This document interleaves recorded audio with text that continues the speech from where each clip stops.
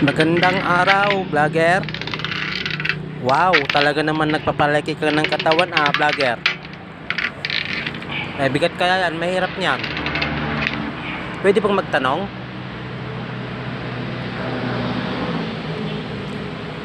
Ano po bang masasakit na nangyayari sa buhay ng isang tao?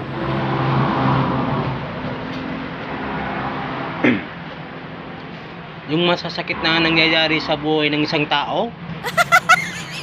May tatlong bagay akong alam tungkol dyan. Una, aray.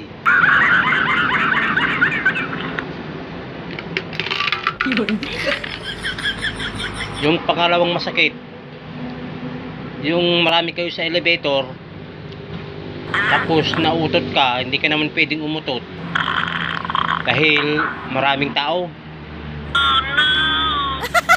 Sirap kaya yun.